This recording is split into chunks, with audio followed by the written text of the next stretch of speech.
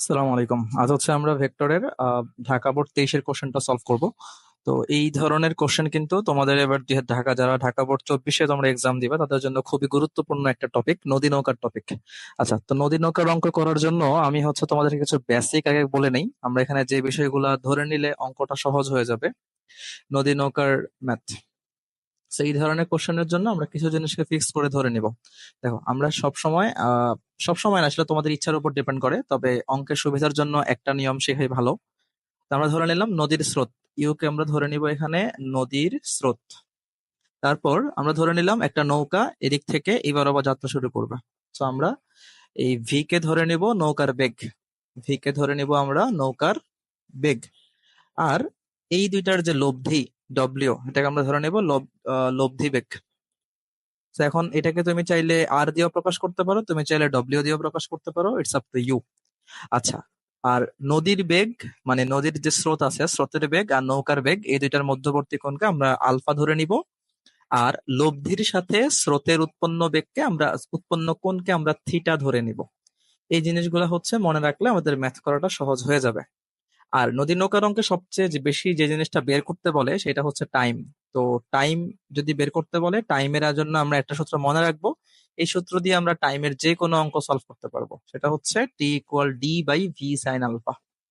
এখানে ডি কি? ডি হচ্ছে নদীর প্রস্থ, নদীর প্রস্থ। আচ্ছা, আর ভি তো বলেই দিলাম, ভি হচ্ছে নৌকার বেগ, আর আলফা হচ্ছে স্রোতের বেগ আর নৌকার বেগের মধ্যবর্তী কোণ। আচ্ছা, এখন হচ্ছে আমরা প্রশ্নটা একটু আসি। আমাদেরকে বলতেছে 1 কিলোমিটার প্রস্থের একটি নদী পার হওয়ার জন্য দুইজন সাঁতারু সাঁতার প্রতিযোগিতায় অংশগ্রহণ করে। প্রথম সাঁতারু 6 কিলোমিটার পার আওয়ার বেগে স্রোতের প্রতিকূলের সাথে 60 ডিগ্রি কোণে এবং দ্বিতীয় সাঁতারু 6 কিলোমিটার পার আওয়ার বেগে আড়াআড়ি ভাবে সাঁতার কাটে। আড়াআড়ি কথাটার মানে একটু বুঝতে হবে। আড়াআড়ি মানে কিন্তু নদীর প্রস্থ বরাবর। আড়াআড়ি মানে হচ্ছে প্রস্থ বরাবর। এটা অনেকে ভুল করে, অনেকে ভাবে আড়াআড়ি মানে বাঁকা, বাঁকা না। আড়াআড়ি মানে হচ্ছে প্রস্থ বরাবর। আচ্ছা, সো বলতেছে নদীতে স্রোতের বেগ মানে আমাদের কাছে ইউ দেওয়া আছে, এটা হচ্ছে আমাদের ইউ এর মান, ইউ এর মান দেওয়া আছে। এরপরে আমাদের কাছে আহ ভি এর মান দেওয়া আছে। ভি এর মান আমরা পরে ধরবো, দেখা যাক কি হয়। তো এই ভি এর মান নৌকার বেগ বা এখানে সাঁতারু থাকতে পারে, ঠিক আছে, সাঁতারুর বেগও বলা যায় ভি কে। ডান। প্রথম কোশ্চেন বলছে প্রথম সাঁতারুর লব্ধি বেগ নির্ণয় করো। আচ্ছা, এই ধরনের প্রশ্ন আসলে আমাদের সবচেয়ে সুবিধা হচ্ছে যদি আমরা চিত্র এঁকে নিই, চিত্র এঁকে আমাদের জন্য সলভ করলে সুবিধা। আচ্ছা, তো আমাদের প্রথমে প্রথম সাঁতারুর দেওয়া কি তথ্য দেওয়া আছে? প্রথম সাঁতারু 6 কিলোমিটার পার আওয়ার বেগে যাত্রা শুরু করছে, মানে এটা তার ভি। এবং বলছে স্রোতের প্রতিকূলের সাথে, এই জিনিসটা খুব ইম্পর্টেন্ট, প্রতিকূলের সাথে 60 ডিগ্রি কোণে যাত্রা শুরু করছে। তো আমরা চলো চিত্রটা আঁকি। এই হচ্ছে ধরো হচ্ছে নদী, নদীতে এই বরাবর হচ্ছে সাঁতারও চলতেছিল এবং তার বেগ ছিল কত? তার বেগ ছিল 6 কিলোমিটার পার আওয়ার। সরি, আমরা নদীর বেগকে ধরে নেই। নদীর বেগ হচ্ছে কত? নদীর বেগ আমাদের কাছে এখানে আছে 3 kilometre per hour, I mean স্রোতের বেগ। স্রোতের বেগ হচ্ছে 3 কিলোমিটার পার আওয়ার। আমাদেরকে সাঁতারুর বেগ দেওয়া আছে 6 কিলোমিটার পার আওয়ার এবং একটা কথা বলছে যে স্রোতের প্রতিকূলের সাথে 60 ডিগ্রি কোণে। দেখো, এই যে স্রোত যেদিকে, এটাকে বলতেছে স্রোতের অনুকূল। যেদিকে স্রোত থাকবে এটা হচ্ছে স্রোতের অনুকূল, স্রোতের অনুকূল। আর উল্টা দিকটা, এই দিকটা হচ্ছে স্রোতের প্রতিকূল, মানে স্রোত যেদিকে থাকবে না, উল্টা দিক, স্রোত যেদিকে থাকবে তার উল্টা দিকটা হচ্ছে স্রোতের প্রতিকূল। এখন প্রথম সাঁতারু হচ্ছে স্রোতের প্রতিকূলের সাথে 60 ডিগ্রি কোণে, অর্থাৎ এই দিকটার সাথে, এই দিকটা হচ্ছে প্রতিকূল বুঝাইতেছে, প্রতিকূলের সাথে 60 ডিগ্রি কোণে সাঁতার কাটতেছিল। আচ্ছা, এখন আমাদেরকে কি বের করতে বলছে? আমাদেরকে বলছে লব্ধি বেগ বের করতে, আই মিন ডব্লিউ বের করতে বলছে। আচ্ছা, তা আমরা জানি এদিকে যদি আমার ইউ হয়, এদিকে যদি আমার ভি হয়, ভি দেওয়া আছে কত? 6 কিলোমিটার পার আওয়ার। তাহলে আমার লব্ধি অবশ্যই এই দিকের কোন একটা দিকে হবে, লব্ধি তো আসলে আর এইদিকে হবে না। তো আমার এই অ্যাঙ্গেলটা চিন্তা করতে হবে, এই অ্যাঙ্গেলটা, কারণ এটা তো আমাদের আলফা, আলফা বের করা লাগবে। সো আলফা, তাহলে এখানে আলফা কত হবে তোমরাই বলো। টোটালটা হচ্ছে 180, 180 থেকে আমরা 60 বাদ দেই, আমাদের থাকবে হচ্ছে 120 ডিগ্রি। এটা হচ্ছে আমাদের আলফা এর ভ্যালু। আচ্ছা, এখন আলফা বের করা শেষ, এটা হচ্ছে আমাদের ডব্লিউ। সো আমরা জানি লব্ধির নরমাল সূত্র। সো আমরা লিখতে পারি লব্ধি বেগ ডব্লিউ ইকুয়াল, লব্ধি বেগ ডব্লিউ ইকুয়াল হচ্ছে √/, u square plus v square plus 2uv cos alpha. As usual লব্ধি সূত্র যা হয়। সো ইউ এর মান হচ্ছে 3 কিলোমিটার, ভি হচ্ছে আমাদের এখানে 6, তারপর হচ্ছে 2 × 3 × 6 ইন্টু হচ্ছে cos 120। এখন আমরা যদি এটাকে ক্যালকুলেশন করি তাহলে আমাদের অ্যান্সারটা কত আসবে? 3² + 6²। তোমরা একটু ক্যালকুলেশন করে দেখো আমার সঙ্গে সঙ্গে, দেখো কত আসে অ্যান্সারটা।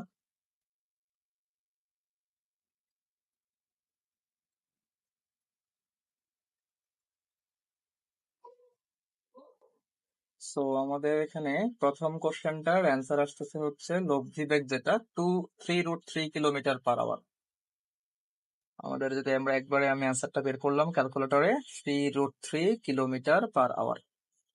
প্রথম কোশ্চেনের সলিউশন এটাই, আমাদেরকে বলছে লব্ধি বেগ বের করতে, so আমরা এখানে দেখো লব্ধি বেগ নির্ণয় করে ফেলছি। এটা হচ্ছে আমাদের অ্যান্সার প্রথম কোশ্চেনের। এটা হচ্ছে গ নাম্বারের অ্যান্সার। আচ্ছা, এবার হচ্ছে আমরা আসি ঘ নাম্বারে। দেখো ঘ নাম্বার কোশ্চেনটা আমাদেরকে কি বলছে? ঘ নাম্বার কোশ্চেনটা বলছে উক্ত প্রতিযোগিতায় কোন সাঁতারু আগে নদী পার হতে পারবে, মানে টাইম বের করতে বলছে, মানে আমাদেরকে এখান থেকে সময় বের করতে বলছে কোন সাঁতারু আগে পার হতে পারবে। আচ্ছা, তা আমরা যেহেতু 3 নম্বরে প্রথম সাঁতারুর জন্য ক্যালকুলেশনটা করছি, তাহলে আমরা তার জন্য আগে সময়টা বের করি। আচ্ছা, তাহলে আমরা লিখবো প্রথম সাঁতারুর প্রয়োজনীয় সময়। আমরা সূত্র জানি, একটাই সূত্র, সেটা হচ্ছে T = D/V sin α। এখানে আমরা V1 দিতে পারি, কারণ দুইজন সাঁতারুর বেগ আলাদা আলাদা। সেখানে ডি এর মান, নদীর প্রস্থ কত দেওয়া ছিল? 1 কিলোমিটার প্রস্থ। আর প্রথম সাঁতারু 6 কিলোমিটার/আওয়ার বেগ, দ্বিতীয় সাঁতারু 6। আচ্ছা, তাহলে আর V1 V2 দেওয়ার দরকার নেই, আমরা এখানে নর্মালি ভি দিতে পারি। তাহলে ডি এর মান কত? 1 কিলোমিটার। ভি এর মান আমরা কোশ্চেন থেকে, উদ্দীপক থেকে পাইলাম 6। আর আলফার মান আমরা একটু আগে দেখে আসলাম, এই যে আলফা, সেই আলফার মান কত? 120 ডিগ্রি। আলফা হচ্ছে এখানে 120। আচ্ছা, তো এখন যদি আমরা এখানে ক্যালকুলেশন করি তাহলে আমাদের বলো অ্যান্সার কত আসে? তোমরা নিজেরা করো, করে দেখো অ্যান্সারটা কত আসে।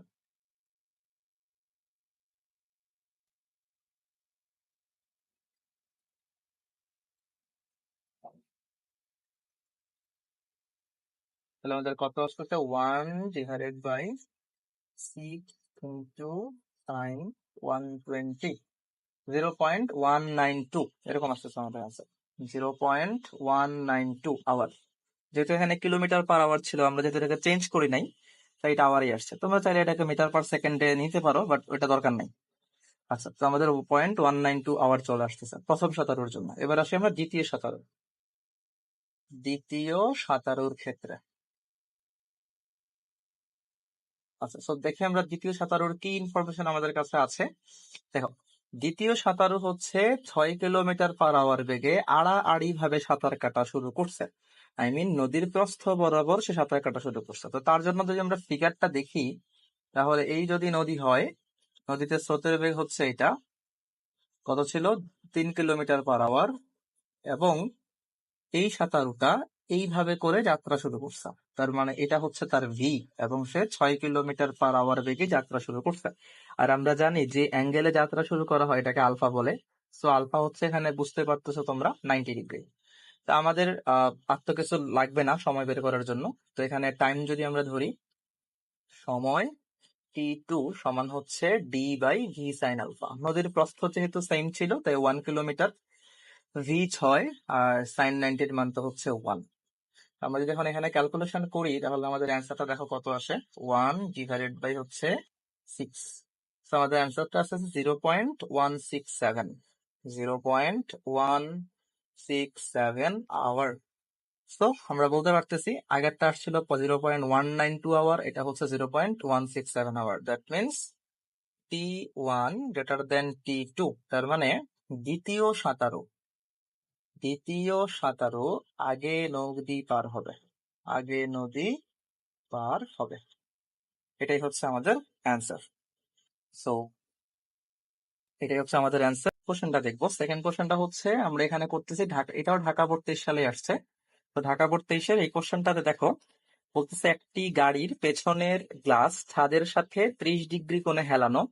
গাড়িটি V = 18I বেগে একটি রাস্তায় চলছিল। হঠাৎ বৃষ্টি U = -12 যে বেগে পড়া শুরু করলো।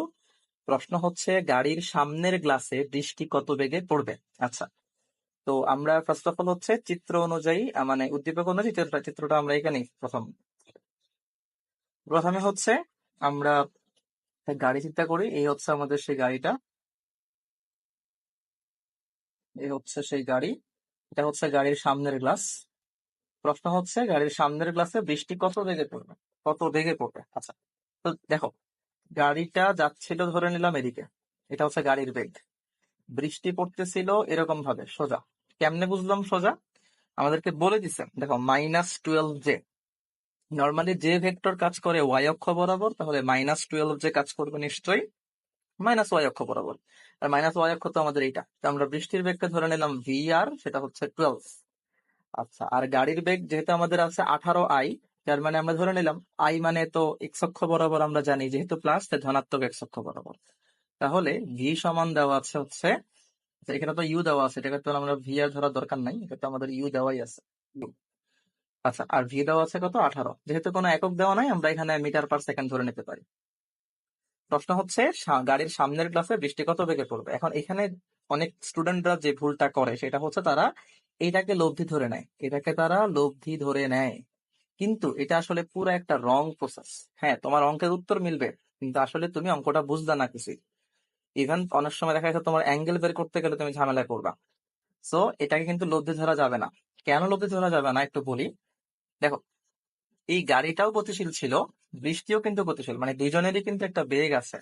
তো যখন দুইজনেরই বেগ থাকবে, তখন কিন্তু তুমি একজনের বেগটাকে রিয়েল চিন্তা করতে পারো না। এখানে কারো বেগই কিন্তু রিয়েল না, একজনের সাপেক্ষে আরেকজনের বেগটা হচ্ছে এখানে আপেক্ষিক বেগ। মানে এই গাড়িটা বৃষ্টিটাকে এত বেগে পড়তে, মানে বৃষ্টির আসলে এত বেগ, এই বেগটা কিন্তু আসলে গাড়িটা বৃষ্টিটাকে অন্য বেগে পড়তে দেখবে, অর্থাৎ এক্সাক্ট 12 বেগে দেখবে না।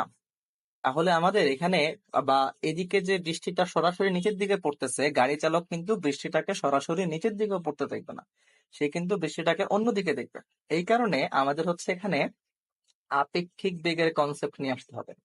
আপেক্ষিক বেগ মানে হচ্ছে একজনের সাপেক্ষে আরেকজনের বেগ। তাহলে যার সাপেক্ষে আমরা জানি কি, তাকে, সে যেদিকে আছে তার ডিরেকশনটা আমাদের উল্টিয়ে দেওয়া লাগে, অর্থাৎ তাকে 180 ডিগ্রি কোণে বিপরীত দিকে নিয়ে আসতে হয়। এইটা কেন নিয়ে আসতে হয়, এটার একটা আলোচনা আমার চ্যানেলে আছে, তোমরা সেখান থেকে দেখে নিতে পারো। আহ অথবা তোমরা যদি না বুঝো কমেন্ট করো, আমি হচ্ছে দেন তোমাদেরকে পরে জানিয়ে দিব না। এটা খুবই সহজ একটা জিনিস আপেক্ষিক বেগের, যদি তোমরা না বুঝো অবশ্যই কমেন্টে জিজ্ঞেস করবা। ওকে, তো আমরা দেখো চিত্রটাকে আমরা একটু সহজ করে এখানে আঁকি। ভি সমান হচ্ছে আমাদেরকে 18 দেওয়া আছে, ইউ সমান দেওয়া আছে 12। এখন একটা জিনিস তোমাকে চিন্তা করতে হবে যে তুমি কার সাপেক্ষে কার বেগ নিবা। তুমি কি গাড়ির সাপেক্ষে বৃষ্টির বেগ নিবা, না বৃষ্টির সাপেক্ষে গাড়ির বেগ নিবা। এখানে তুমি একটা কমন সেন্স অ্যাপ্লাই করতে পারো। দেখো, কার সাপেক্ষে, মানে সাপেক্ষে মানে কি, ব্যাপারটা হচ্ছে যে দেখতেছে। আচ্ছা, এখন বৃষ্টি কি গাড়িকে দেখবে, না গাড়ি বৃষ্টিকে দেখবে? অবশ্যই গাড়ির মধ্যে তো মানুষ থাকে, সো গাড়ি বৃষ্টিকে দেখবে, পর্যবেক্ষণ করবে। সো সাপেক্ষে কার হবে, গাড়ির সাপেক্ষে হবে, বৃষ্টির সাপেক্ষে কিন্তু হবে না। তাহলে গাড়ির বেগ কোন দিকে আছে, গাড়ির বেগ আছে এদিকে, তাহলে গাড়ির বেগকে আমরা কি করব, গাড়ির বেগকে আমরা উল্টা দিকে নিয়ে আসবো, -ভি আকারে। সো এটার মান হচ্ছে তাহলে কত, 18। এখন এই মাইনাসটা কিন্তু শুধু ডিরেকশনের জন্য, এটা কিন্তু মানের উপর কোনো ইফেক্ট ফেলবে না। তার মানে ভি এর মান কিন্তু আমরা 18 ধরে নিতে পারি। তাহলে এখন এই ভেক্টরটার আমাদের দরকার নাই, এটা আমাদের এখন দরকার নাই। আর আমরা যেহেতু এটা দিয়ে গাড়িটাকে উল্টা দিকে নিয়ে আসলাম, মানে স্থির করে ফেললাম, তাহলে এখন হচ্ছে আমাদের মেইন বেগ হচ্ছে কিন্তু এটা। তার মানে এখন এই দুইটা ভেক্টরের লব্ধি কোন দিকে হওয়া উচিত, এদিকে হবে, ডব্লিউ। তাহলে এখন এই লব্ধি ডব্লিউ বা আর যাই বলি না কেন, তার সূত্র কি হবে, √, u square plus v square plus 2 UV cos alpha. আলফার মান কোনটা, এই পুরাটা হচ্ছে আলফা, দেখতেই পাচ্ছি আমরা, এটা 90 ডিগ্রি। সো মান জাস্ট বসাইলে হয়ে যাচ্ছে 12 স্কোয়ার প্লাস 18 স্কোয়ার, 2 × 12 × 18 ইন্টু হচ্ছে cos 90। তাহলে ওইটুকু তো আমাদের আর শূন্য হয়ে যাচ্ছে যেহেতু cos 90, তাহলে আমরা বলতে পারি 12 স্কোয়ার প্লাস হচ্ছে 18 স্কোয়ার। তাহলে দেখো তো 12 স্কোয়ার প্লাস 18 স্কোয়ার মানে কত আসতেছে, আমরা একটু করে দেখি। √, 12 স্কোয়ার প্লাস 18 স্কোয়ার, অ্যান্সার আসতেছে 21.63, বা আমরা বলতে পারি 6√13, এটা বলা যায়। 6√13 রাখি আমরা, এত মিটার পার সেকেন্ড। এটা হচ্ছে বৃষ্টির লব্ধি বেগ। আচ্ছা, তো বৃষ্টির লব্ধি বেগ আমরা পেয়ে গেলাম। আমাদের 3 নম্বরের কোশ্চেন সলভ। 3 নাম্বারটা আমাদের সলভ হয়ে গেল। এবার আমরা 4 নম্বরে আসি। ঘ নম্বর। দেখো, ঘ নম্বর কোশ্চেন তোমাদেরকে কি বলছে। ঘ নম্বর বলছে উদ্দীপকের গাড়ির পেছনের গ্লাস বৃষ্টিতে ভিজবে কিনা। একটু ইউনিক টাইপের কোশ্চেন। বোর্ডে আসলে এর আগে এমন ধরনের অঙ্ক খুবই আমার জানা মতে আসে নাই, হয়তো আসতে পারে। দেখো, এখন বলতেছে গাড়ির পেছনের গ্লাসে বৃষ্টি কত মানে বৃষ্টি ভিজবে কিনা। তো এখানে একটা তথ্য দেওয়া আছে পেছনের গ্লাস সম্পর্কিত, যে গাড়ির পেছনের গ্লাস ছাদের সাথে 30 ডিগ্রি কোণে হেলানো। এই তথ্যটা আমাদেরকে হেল্প করবে। খেয়াল করো, আমরা গাড়িটাকে একটু আঁকি এখানে আরেকবার। এই হচ্ছে আমাদের গাড়িটা। চিত্র সুন্দর না হওয়ার জন্য দুঃখিত। তো দেখো, আমাদের এই যে এটা হচ্ছে আমাদের পেছনের গ্লাস। এই গ্লাসটা, এটা হচ্ছে সেই পেছনের গ্লাস। এখন এই গ্লাসটা বলতেছে অনুভূমিকের সাথে 30 ডিগ্রি কোণে হেলানো, মানে ভূমির সাথে। তো ভূমি মানে কি আসলে এক্স অক্ষটাকে বোঝায়। তো আমরা ধরো এক্স অক্ষ নিলাম। এখন এই অ্যাঙ্গেলটা আমরা বলতে পারি 30 ডিগ্রি, অথবা তুমি চাইলে এই অ্যাঙ্গেলটাকেও 30 ডিগ্রি বলতে পারো, যেটা আসলে ভূমির সাথে মানে এক্স অক্ষের সাথেই বোঝায়। তোমার যেটা ইচ্ছা তুমি এটা ধরে নিতে পারো। It's up to you। এখন আমরা এই অ্যাঙ্গেলটা ধরলে আমাদের জন্য সুবিধা। কেন সুবিধা একটু পরে বলতেছে। তো এটাও 30 ডিগ্রি বোঝায়, এটাও 30 ডিগ্রি বোঝায়। আচ্ছা, এখন বলতেছে বৃষ্টি পিছনের গ্লাসকে ভেজাবে কিনা। একটা জিনিস খেয়াল করো, আমি একটু চিত্রটাকে এখানে আঁকি। এটা 30 ডিগ্রি। এখন বৃষ্টি যদি এরকম ভাবেই পড়ে তাহলে গাড়ির গ্লাস ভিজবে, স্বাভাবিক। কিন্তু দেখো, বৃষ্টি যদি এরকম ভাবে পড়ে, তাহলে এরকম ভাবে পড়লে কিন্তু গাড়ির গ্লাস ভিজবে না, কারণ গ্লাস কিন্তু এখন এইটা। আবার বৃষ্টি যদি এরকম ভাবে পড়ে, গাড়ির গ্লাস কিন্তু ভিজবে। তার মানে পুরাটাই ডিপেন্ড করতেছে অ্যাঙ্গেলের উপর। দেখো তো, আমি যদি বলি যে গাড়ির গ্লাসকে ভেজানো যাবে না, তাহলে কি করতে হবে বলো। গাড়ির গ্লাসকে ভেজানো যাবে না, তাহলে এটা 30 ডিগ্রি। তার মানে যদি গাড়ির গ্লাস না ভিজে, তাহলে আমাকে 30 ডিগ্রির চাইতে কম অ্যাঙ্গেলে বৃষ্টি পড়তে হবে। অর্থাৎ এই অ্যাঙ্গেলটা আরো কম হওয়া লাগবে। নিশ্চয়ই তোমরা বুঝতে পারতেছো, এই অ্যাঙ্গেলটা 30 ডিগ্রি চাইতে কম অ্যাঙ্গেল। আর যদি বৃষ্টিতে ভিজতে হয়, মানে গাড়ির গ্লাস যদি বৃষ্টিতে ভিজে, তাহলে কি হবে, বৃষ্টিকে এরকম ভাবে পড়তে হবে, অর্থাৎ 30 ডিগ্রি থেকে বেশি অ্যাঙ্গেলে পড়তে হবে। আচ্ছা, তো আমরা একটু জিনিসটাকে বুঝি। চলো আমরা অঙ্কটা করে ফেলি, তাহলে আমাদের আইডিয়া ক্লিয়ার হবে। খেয়াল করি, এখন আমাদের গাড়িটার বেগ কোন দিকে, এদিকে ছিল v18। ইউ কোন দিকে ছিল, এদিকে ছিল 12। তো আমরা কার সাপেক্ষে কার বেগ হিসাব করবো, গাড়ির সাপেক্ষে বৃষ্টি। তার মানে গাড়িটাকে উল্টা দিকে নিয়ে আসবো, এদিকে নিয়ে আসলাম। এটা আমাদের এখন দরকার নাই আর। এখন আমাদের বৃষ্টি কোন দিকে পড়বে, এদিকে পড়বে, লব্ধিটা এদিকে হবে। এখন আমাদের সোজা কথা অ্যাঙ্গেল বের করতে হবে। যেহেতু আমাদেরকে গাড়ির গ্লাসের অ্যাঙ্গেলটা ভূমির সাথে দেওয়া আছে, তাই আমরাও বৃষ্টিটা ভূমির সাথে কত কোণে পড়তেছে এটা আমরা দেখবো। আমরা ধরে নেই, যে ধরি বৃষ্টি গ্লাসের সাথে থিটা কোণে পড়ছে। আমাদের উদ্দেশ্য হচ্ছে এখন এখান থেকে থিটার মানটা বের করা। তো ট্যান থিটা সমান, তোমার সূত্রটা নিশ্চয়ই জানো, যে লব্ধি যার সাথে, এটা হচ্ছে লব্ধি, লব্ধি যার সাথে কোণ উৎপন্ন করবে সে একা থাকবে। তো লব্ধি এখানে ভি এর সাথে কোণ উৎপন্ন করছে, তাই ভি সিঙ্গেল থাকতেছে। উপরে আমরা লিখবো ইউ সাইন আলফা, নিচে লিখবো আমরা ইউ কজ আলফা। তো আলফা তো এখানে 90 ডিগ্রি। দেন এখান থেকে আমরা হচ্ছে থিটার মান বের করবো। তো ইউ কত, 12 সাইন 90 ডিভাইডেড বাই ভি এর মান কত, ভি এর মান হচ্ছে এখানে 18 প্লাস 12 কজ 90। আচ্ছা, তো থিটার মান আমাদের বের হবে tan ইনভার্স 1 12 ডিভাইডেড বাই 18। আমরা একটু ক্যালকুলেশন করে দেখি আমাদের অ্যান্সারটা কত আসতেছে। tan inverse 12 divided by 18, answer আসতেছে 33.69 ডিগ্রি। 33.69 ডিগ্রি। দেখো, তার মানে এই অ্যাঙ্গেলটা হচ্ছে আমাদের কত ডিগ্রি, এই অ্যাঙ্গেলটা হচ্ছে 33.69 ডিগ্রি। কিন্তু একটা জিনিস খেয়াল করো, গাড়িটা গ্লাসের সাথে মানে গ্লাসটা অনুভূমিকের সাথে কত ডিগ্রি কোণে বাঁকানো ছিল, 30 ডিগ্রি। ধরো এটা 30 ডিগ্রি, তাহলে দেখো তো 30 ডিগ্রির চাইতে বেশি কোণে বৃষ্টি পড়তেছে। সো গাড়ির গ্লাস কোনটা ছিল, গাড়ির গ্লাস কিন্তু ছিল এইটা। এখন বৃষ্টি পড়তেছে কিরকম ভাবে, বৃষ্টি পড়তেছে এরকম ভাবে, এরকম ভাবে বৃষ্টি পড়তেছে, এরকম ভাবে বৃষ্টি পড়তেছে। তার মানে অবশ্যই গাড়ির গ্লাসটা এখানে ভিজবে, কারণ বৃষ্টিটা গাড়ির গ্লাসটা অনুভূমিকের সাথে যত কোণ উৎপন্ন করছে তার চাইতে বৃষ্টি বেশি কোণে পড়তেছে। তো বৃষ্টি যেহেতু বেশি কোণে পড়তেছে তাই আমাদের এখানে গ্লাসটা ভিজবে, আমরা এটা বলতেই পারি। ওকে, আমাদের এটাই হচ্ছে অ্যান্সার, আমরা বলতে পারি। সুতরাং যেহেতু সুতরাং না, যেহেতু থিটা গ্রেটার দেন 30 ডিগ্রি, তাই গাড়ির পেছনের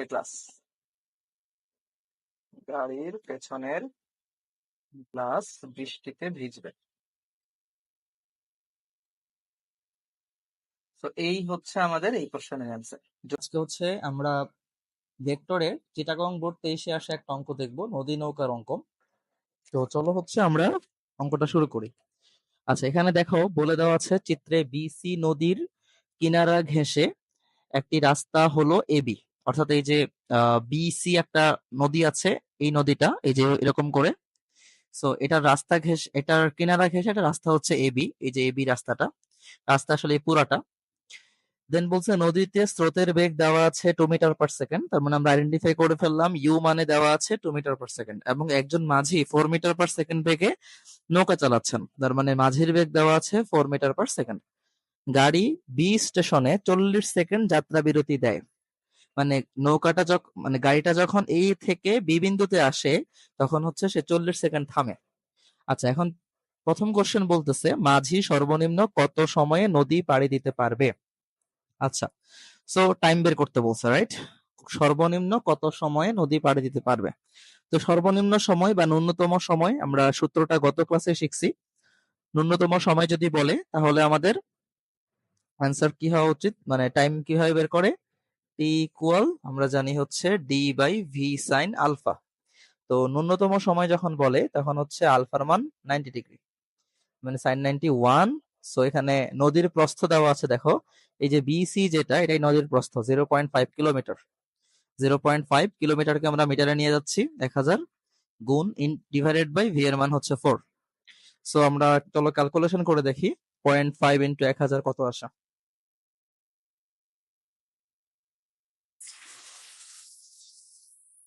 আমাদের ক্যালকুলেশন আসতেছে 0.5 ইন্টু 1000 ডিভাইডেড বাই হচ্ছে 4, 125 আসতেছে, 125 সেকেন্ড।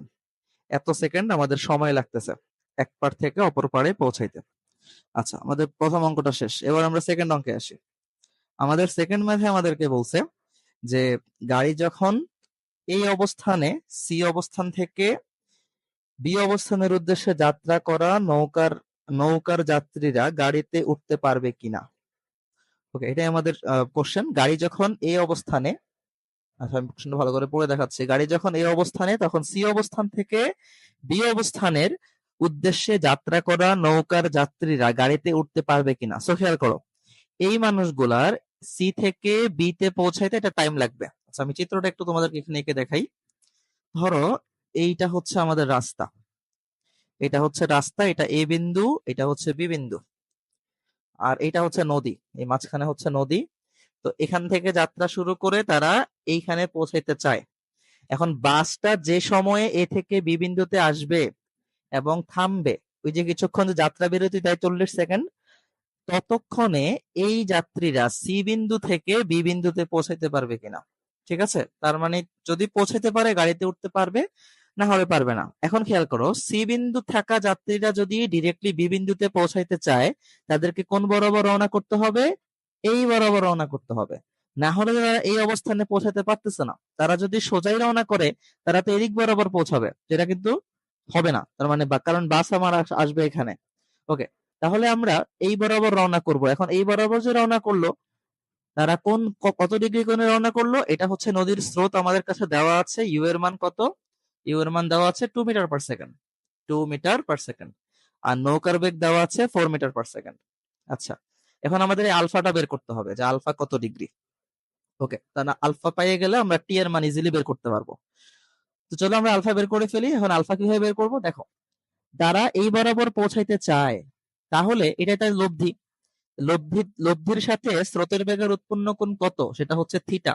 থিটা হচ্ছে এখানে 90 ডিগ্রি। তাহলে আমরা এখানে ট্যান থিটার ফর্মুলা অ্যাপ্লাই করি আলফা বের করার জন্য। যার সাথে কোণ উৎপন্ন করছে সে একা থাকবে, কার সাথে? ইউ এর সাথে। আর উপরে কি বসবে তাহলে? উপরে বসবে ভি সাইন আলফা, নিচে বসবে ভি কজ আলফা। তো তোমরা জানো tan90 মানে হচ্ছে 1/0, যদি বসাই আমরা v sine alpha u plus v cos alpha. Okay, so এখন tan90 এর জায়গায় আমরা 1/0 বসাই, তাহলে v sine alpha divided by u plus v cos alpha. এখন আমরা ক্যালকুলেশন করলে কজ আলফা, আমি একবার লিখে দিচ্ছি, কজ আলফা সমান মাইনাস ইউ বাই ভি, বা আলফা সমান cos inverse minus u divided by v, so minus 2/4 cos inverse minus half, যেটা করলে আসতেছে 120 ডিগ্রি। আলফার মান 120 ডিগ্রি। এত ডিগ্রি কোণে তাদেরকে নৌকা, মানে যদি তারা পাড়ি দেয়, আই মিন শুরু করে যাত্রা, তাহলে তারা সি থেকে সোজাসুজি বি বিন্দুতে পৌঁছাতে পারবে। এখন আমরা টাইম বের করি যে সুতরাং সি থেকে যাত্রীরা বি বিন্দুতে পৌঁছানোর সময়, হাতের লেখা খারাপ হওয়ার জন্য দুঃখিত, একটু বুঝে নিও।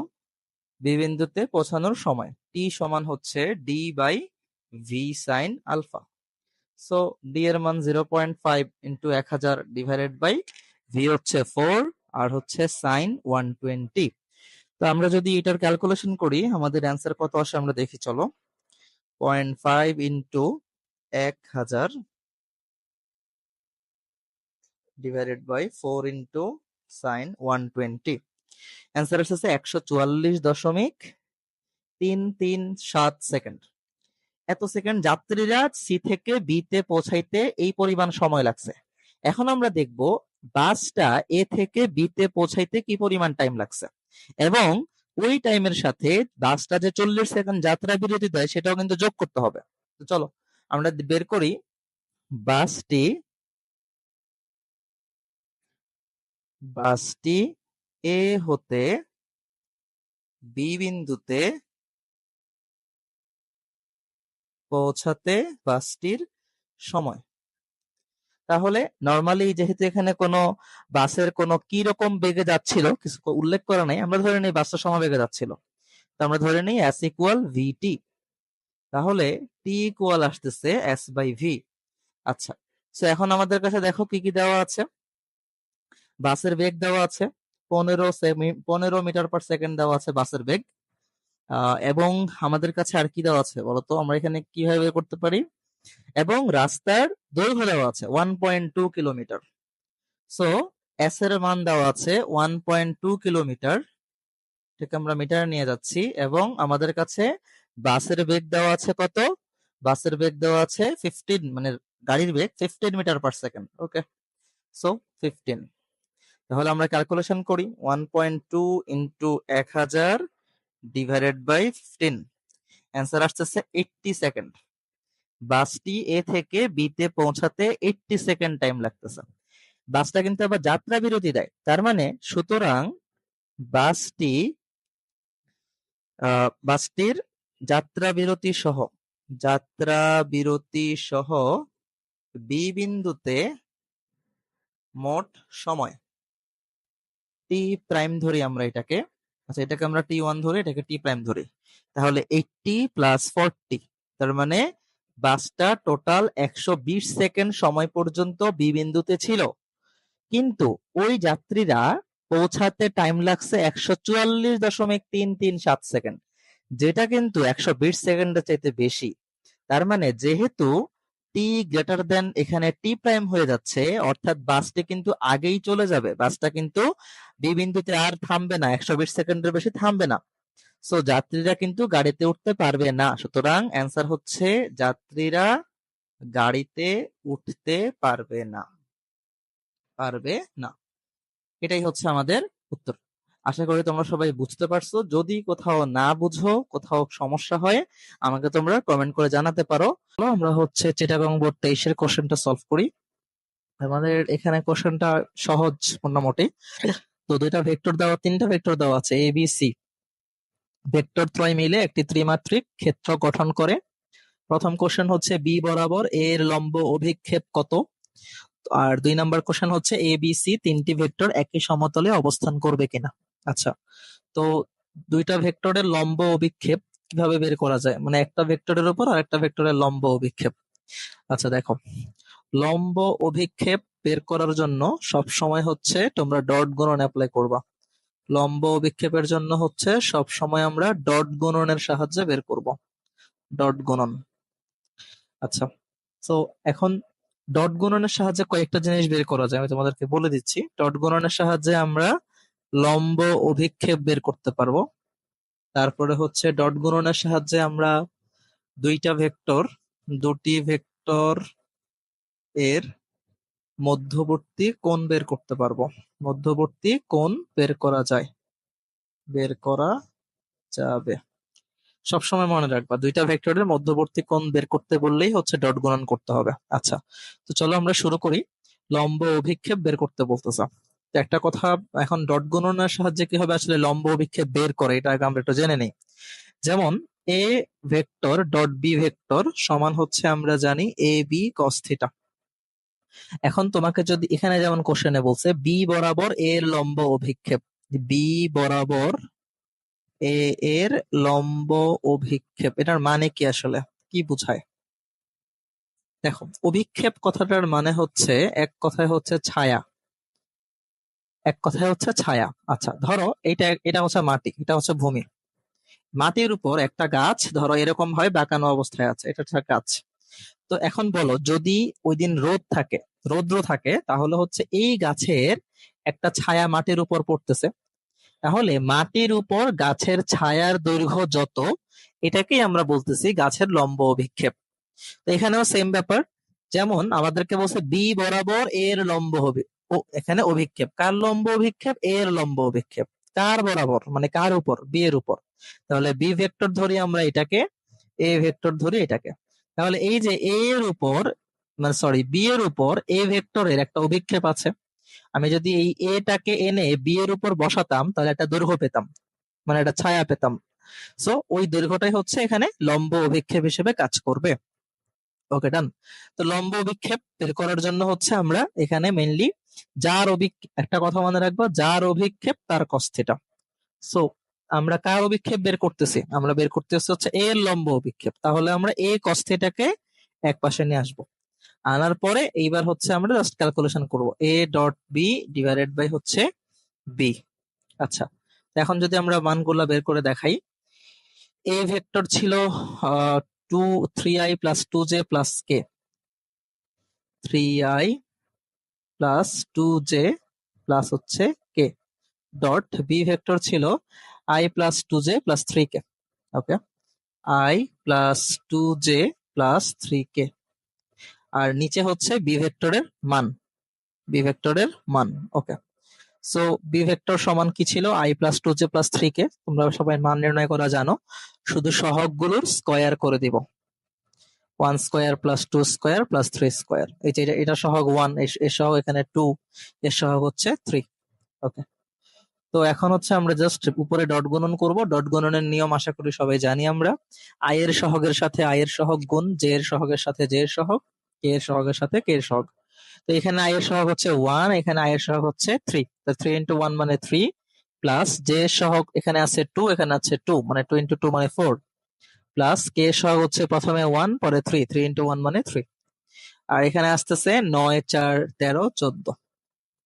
তাহলে আমাদের অ্যান্সারটা আসতেছে 4 3 7 7 3 10, 10/√14। এইটুকুই, এটাই হচ্ছে আমাদের অ্যান্সার, 10/√14। এটাই হচ্ছে বি এর উপর এর লম্ব অভিক্ষেপ। যদি আমাদেরকে এখানে বলতো এ এর উপর বি এর লম্ব অভিক্ষেপ, আমরা তখন বি কস থিটাকে আলাদা করে ফেলতাম এবং বাকিগুলাকে অন্য পাশে নিয়ে ক্যালকুলেশন করতাম, শেষ। এটাই হচ্ছে আমাদের অ্যান্সার। আচ্ছা, তো তোমরা আশা করি এটা বুঝতে পারছো। এবার আমরা হচ্ছে 2 নম্বর প্রশ্নে যাই। দেখো, 2 নম্বর প্রশ্নে আমাদেরকে বলতেছে এ বি সি তিনটা ভেক্টর সমতলীয় হবে কিনা বা একই সমতলে অবস্থান করবে কিনা। আচ্ছা, তিনটি ভেক্টর পরস্পর একই সমতলে অবস্থান করার শর্ত হচ্ছে, তিনটি ভেক্টর একই সমতলে অবস্থান করার শর্ত। শর্তটা কি? শর্তটা হচ্ছে দেখো, যদি এরকম হয় a vector dot b vector cross c vector equal b vector dot c vector cross a vector equal c vector dot a vector cross b vector equal 0 হয়, তাহলে তারা সমতলীয় হবে। অর্থাৎ এদের মধ্যে এইটা অথবা এইটা অথবা এইটা, এগুলার মান যে কোনো একটা মান আমরা যদি শূন্য বের করি, মান বলতে আসলে ভেক্টর মানে যা করা, এখানে যা আছে প্রথমে ক্রস গুণন পরে ডট গুণন করব, করে যদি আমরা এখানে অ্যান্সারটা শূন্য পাই তাহলে হচ্ছে তারা একই সমতলে অবস্থান করবে। ওকে, তাহলে আমরা এখন চেক করি, চলো ফার্স্ট অফ অল আমরা তিনটা ভেক্টর লিখে ফেলি। আমাদের কাছে এ ভেক্টর কি দেওয়া আছে, 3i প্লাস 2j প্লাস কে, 3i প্লাস 2j প্লাস হচ্ছে কে।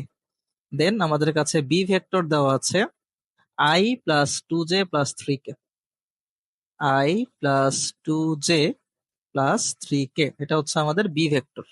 আচ্ছা, আর সি ভেক্টর আমাদের দেওয়া আছে i plus 2j plus 2k, c vector হচ্ছে i plus 2j plus 2k।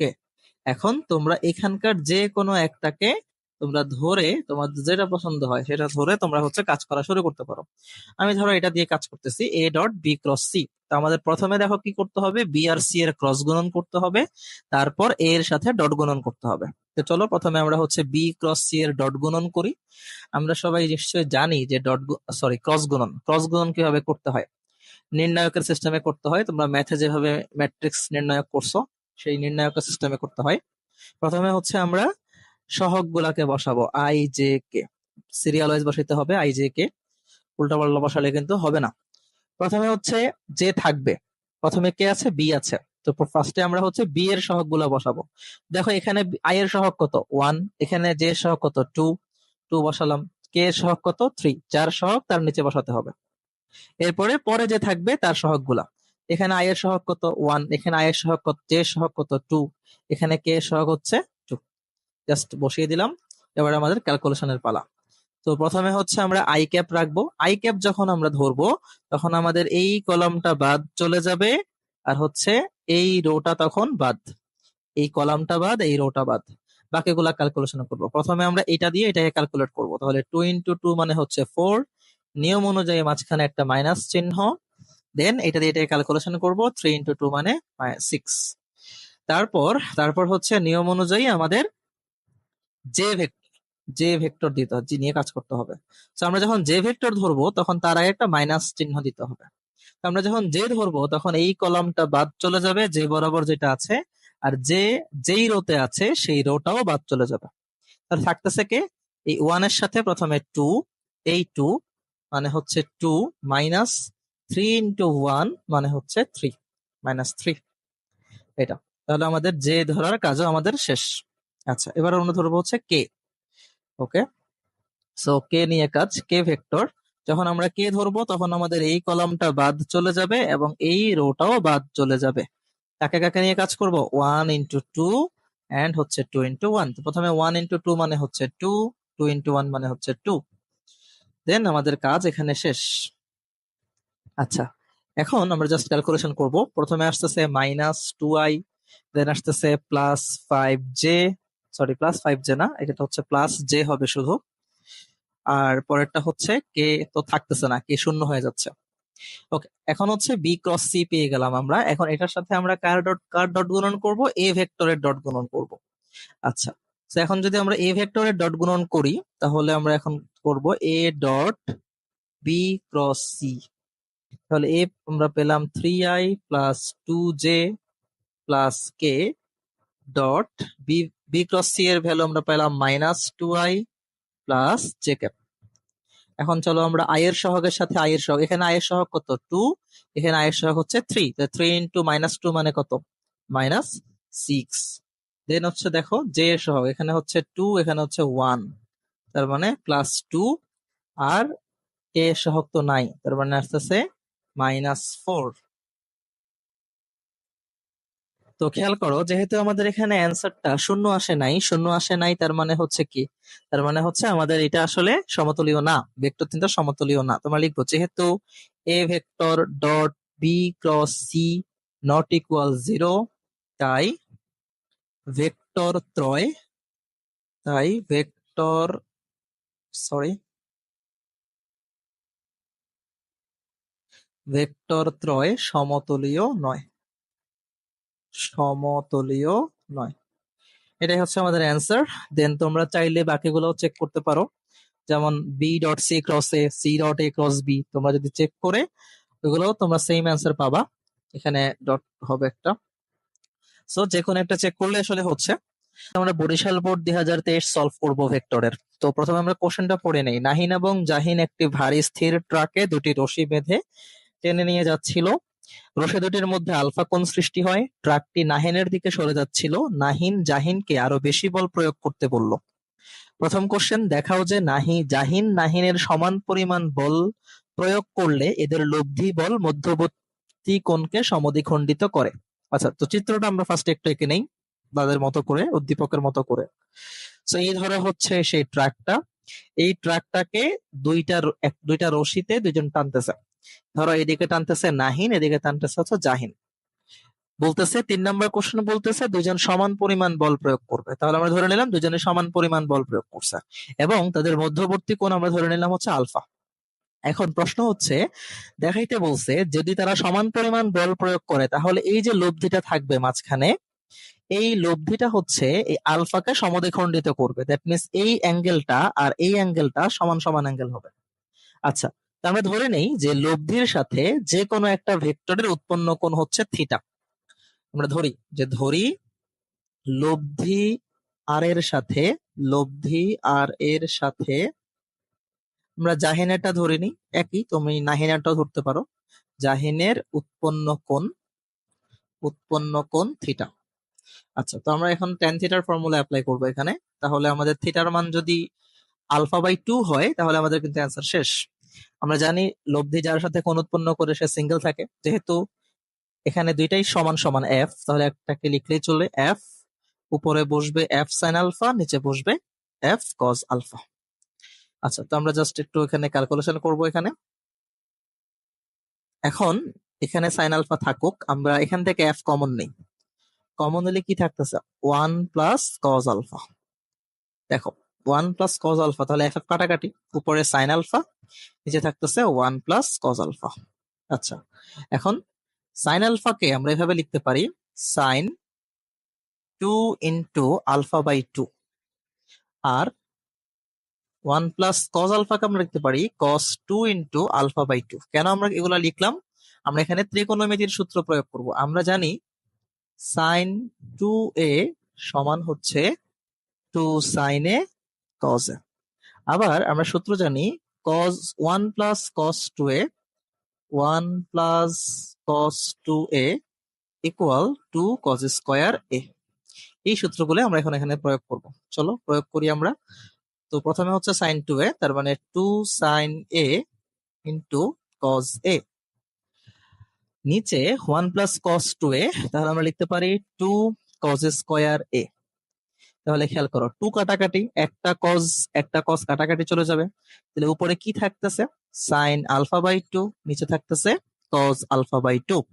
তো sine alpha by 2 divided by cos alpha by 2 মানে হচ্ছে টেন আলফা বাই 2। আর আমাদের এই পাশে ছিল কত? Tan theta.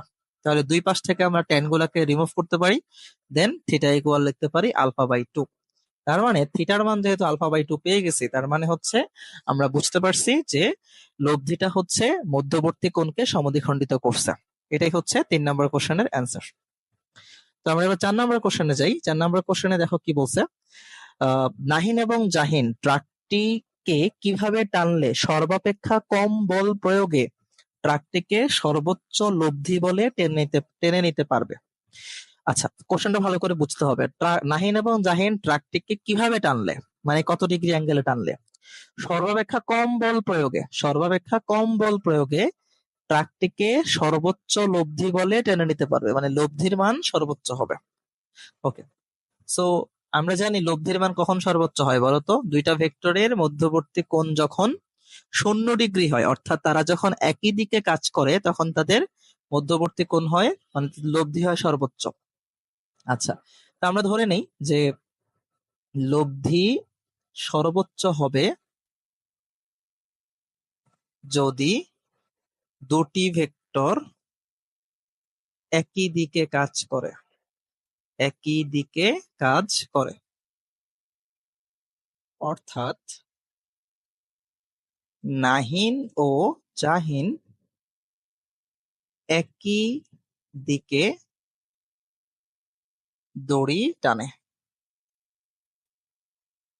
অর্থাৎ যদি আলফা শূন্য হয়, আলফা ইকুয়াল শূন্য হলে, আচ্ছা, তো আর ইকুয়াল, আচ্ছা আমাদের উদ্দীপকে কি আর কোনো তথ্য বলে দেওয়া ছিল? নাহিন জাহিনকে আরো বেশি বল প্রয়োগ করতে বললো। আচ্ছা, ওকে, তাহলে আমরা এখন লব্ধি বের করি। তাহলে লব্ধি হবে, আমরা ধরে নিই নাহিনের প্রয়োগকৃত বল হচ্ছে F1, জাহিনের প্রয়োগকৃত বল হচ্ছে F2। তাহলে লব্ধি ইকুয়াল হবে F1 square plus F2 square plus 2 F1 F2 cos 0 degree, কারণ দুইজনে একই দিকে বল প্রয়োগ করতে হবে। তাহলেই কেবল সর্বনিম্ন বল প্রয়োগে লব্ধির মান সর্বোচ্চ হবে। তাহলে F1 square plus F2 square, 2 cos 0 এর ভ্যালু আমরা জানি 1। তাহলে আলটিমেটলি আমাদের অ্যান্সারটা কি হবে? Root over F1 plus F2 whole square. তাহলে আমরা মানটা কি পাচ্ছি? F1 plus F2। অর্থাৎ এইটাই হবে লব্ধির সর্বোচ্চ মান, আর ম্যাক্স, আমাদের এটাই হবে অ্যান্সার। জাস্ট তোমরা যদি এইটুকু ব্যাখ্যা লিখে এইটুকু করে দাও, তোমাদের অ্যান্সারটা সলভ। আমরা যশোর বোর্ড টেস্ট সলভ করব। তো দেখো এখানে দুইটা ভেক্টর দেওয়া আছে, a cap and b cap, sorry a vector and b vector. 3 নম্বর প্রশ্নে বলছে উদ্দীপকে বর্ণিত ভেক্টর দ্বয় দ্বারা গঠিত চতুর্ভুজের ক্ষেত্রফল নির্ণয় করতে। তো চতুর্ভুজ হোক বা সামান্তরিক হোক, যদি যদি চতুর্ভুজের দুটো সন্নিহিত বাহু দেওয়া থাকে, তখন আমরা জানি তাদেরকে ক্রস গুণন করে মান বের করলেই ক্ষেত্রফল বের হয়ে যায়।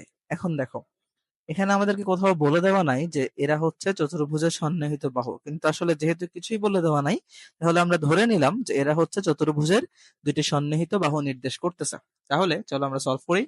তাহলে প্রথমে আমরা কি করব? প্রথমে আমরা হচ্ছে এ এন্ড বি এর ক্রস গুণন করব। তাহলে এ এন্ড বি এর ক্রস গুণন করলে আমরা যেটা পাবো, ফার্স্টে ক্রস গুণনের নিয়ম তোমরা সবাই জানো হয়তো, I cap J cap K cap.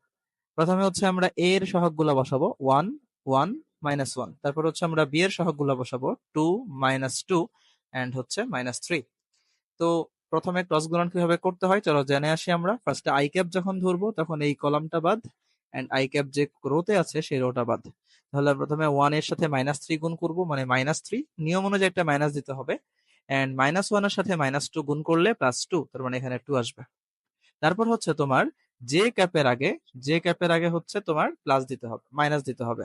তাহলে minus J cap, J cap যে কলামে আছে সেই কলামটা বাদ, সেই রোটা বাদ। তাহলে আমরা কার সাথে? 1 এর সাথে -3 গুণ করব, মানে -3। এরপর হচ্ছে -1 এর সাথে এই 2 গুণ করব, মানে হচ্ছে নিয়ম অনুযায়ী মাইনাস ছিল, আর এখানে -1 × 2 মানে -2, মানে +2 হয়ে যাবে। আচ্ছা, তাহলে আমাদের জে এর কাজ শেষ। এবার হচ্ছে আমরা কে কে নিয়ে কাজ করব। কে এর আগে নিয়ম অনুযায়ী প্লাস চিহ্ন দিতে হবে। তো প্লাস চিহ্ন যদি দেই, দেন আমাদের কে যে কলামে আছে ওই কলামটা বাদ, ওই রোটা বাদ। কার কার গুণ করবো? 1 × -2 মানে -2, নিয়ম অনুযায়ী -1 × 2 মানে হচ্ছে 2। তাহলে আমরা এখন ক্যালকুলেশন করি। তাহলে আসতেছে কি -5 আই ক্যাপ, তারপরে হচ্ছে প্লাস জে ক্যাপ, এন্ড হচ্ছে -4 কে ক্যাপ। এখন জাস্ট আমরা এটার মান বের করলে হয়ে যাচ্ছে। এ ক্রস বি এর মান বের করব আমরা। সো মান বের করার প্রসিডিউর সবাই জানা আছে। আই স্কয়ারের, আই এর সহগের স্কয়ার প্লাস জে এর সহগের স্কয়ার প্লাস কে এর সহগের স্কয়ার। তাহলে দেখো আমরা মানটা কত পাচ্ছি? আমরা মানটা পাচ্ছি √42। এত বর্গ একক, এত বর্গ একক। এই বর্গ একক কথাটা কিন্তু লিখতে হবে, না হলে টিচার কিন্তু তোমার হাফ মার্ক কেটে দিতে পারে। আচ্ছা, আমাদের 3 নম্বর প্রশ্ন শেষ। এবার আমরা ঘ নম্বরে আসি। তো দেখো ঘ নম্বর প্রশ্ন আমাদেরকে কি বলছে? বলছে ভেক্টর দ্বয় পরস্পর লম্ব কিনা। দুইটি ভেক্টর পরস্পর লম্ব হবে যদি তাদের ডট গুণফল শূন্য হয়। আচ্ছা, তাহলে আমরা এখন দেখবো যে এদের ডট গুণফল শূন্য হয় কিনা। তো চলো আমরা জাস্ট এ আর বি এর ডট গুণন করি। A vector dot b vector. তাহলে ফার্স্টে আমরা এ কে উঠাই। এ হচ্ছে কত? I plus j minus k, i cap plus j cap minus k cap, dot sign মাঝখানে। তারপরে বি ভেক্টর সমান দেওয়া আছে 2i - 2j - 3k, 2i - 2j - 3k। এখন জাস্ট ডট গুণন। ডট গুণনের নিয়ম তোমরা সবাই জানো, আই এর সহগের সাথে আই এর সহগ গুণ করতে হয়, মানে এখানে 2 এর সাথে এখানে 1, তাহলে 2 × 1 মানে 2। দেন জে এর সহগের সাথে জে এর সহগ, এখানে -2, এখানে হচ্ছে 1, তার মানে -2। এখানে হচ্ছে -3, এখানে হচ্ছে -1, মানে হচ্ছে +3। তাহলে এখানে অ্যান্সার কত আসতেছে? 5, 3। তার মানে অ্যান্সার আসতেছে হচ্ছে 3। যেহেতু আমাদের অ্যান্সারটা হচ্ছে 3, শূন্য আসে নাই। শূন্য আসে নাই মানে কি? শূন্য আসে নাই মানে হচ্ছে সিম্পল, তারা হচ্ছে লম্ব নয়। তাহলে আমরা বলতে পারি যেহেতু a vector dot b vector not equal 0, তাই এ এবং বি পরস্পর লম্ব নয়। এটাই হচ্ছে আমাদের answer. Rajshahi board, Dinajpur board এবং হচ্ছে ময়মনসিংহ বোর্ডে আসছে 2023 সালে। এই কোশ্চেনটা ভেক্টরে সলভ করব। তো চলো শুরু করা যাক। আচ্ছা, আমাদের এখানে যেটা দেওয়া আছে সেটা হচ্ছে p equal 5i plus 3j minus m k, q equal i plus j plus 4k। এখানে বলতেছে পি এবং কিউ পরস্পর লম্ব যদি পি ও পি এবং কিউ এর মান যথাক্রমে নৌকা এবং একটি নদীর স্রোতের দ্রুতি নির্দেশ করে, তবে সর্বনিম্ন পথে নদী পার হতে নৌকাটির 2 মিনিট সময় লাগে। আচ্ছা, এখন প্রথম কোশ্চেন বলতেছে আমাদের কাছে এম এর মান বের করতে। ওকে, সো আমরা এম এর মান কিভাবে বের করব? আমাদেরকে বলেই দিয়েছে যে পরস্পর লম্ব, আর আমরা জানি দুইটা ভেক্টর যদি পরস্পর লম্ব হয় তাহলে তাদের ডট গুণফল হয় 0। তার মানে আমরা লিখতে পারি পি ডট কিউ ইকুয়াল হচ্ছে 0। সো আমরা সিম্পলি ফার্স্টে পি বসাই, 5i plus 3j, sorry 5i plus 3j minus m k dot i plus j plus 4k equal হচ্ছে 0। তো আমরা সবাই আশা করি ডট গুণনের নিয়ম জানি। সহগগুলোর সাথে সহগগুলোর গুণ হয়, মানে আই এর সহগের সাথে আই এর সহগ। তো প্রথমে হচ্ছে 5, পরেরটা হবে প্লাস 3, দেন হবে মাইনাস 4m, অ্যান্সার ইকুয়াল হচ্ছে 0। তাহলে এখান থেকে আমাদের m এর মান কত আসতেছে? -4m ইকুয়াল হচ্ছে -8, সো m ইকুয়াল আসতেছে 2। This is our answer. আচ্ছা, 3 নম্বর আমাদের শেষ। 4 নম্বর অঙ্কটা আমাদের খুবই গুরুত্বপূর্ণ। এই ধরনের প্রশ্ন নদী নৌকা থেকে প্রায় আসে। তো বলতেছে যদি নৌকার মাঝি ন্যূনতম সময়ে নদী পার হতে চায়, তবে সে নদীর প্রস্থ অপেক্ষা বেশি দূরত্ব অতিক্রম করবে কিনা। মানে ব্যাপারটা এরকম, এটা যদি হয় একটা নদীর প্রস্থ, তো আসলে আমরা এটাকে বলি। এখন যদি মাঝিটা ন্যূনতম সময়ে নদী পার হতে চায়, মানে সর্বনিম্ন সময়ে নদী পার হতে চায়, তবে নদীর প্রস্থ অপেক্ষা, মানে এই বরাবর যাবে নাকি অন্য কোনো, ধরো এই বরাবর যেতে পারে, এই বরাবর যেতে পারে, সে কোন বরাবর পার হবে সেই দূরত্বটা আমাদের বের করতে বলছে। অর্থাৎ এই বরাবর পার হবে কিনা, নাকি এই বরাবর পার হবে। যদি এই বরাবর পার হয় এটার দূরত্ব কত, যদি এই বরাবর পার হয় এটার দূরত্ব কত, আমাদেরকে এই দূরত্বটা বের করতে হবে। তো এখানে একটা কথা ন্যূনতম সময়, আর একটা কথা আছে ন্যূনতম দূরত্ব।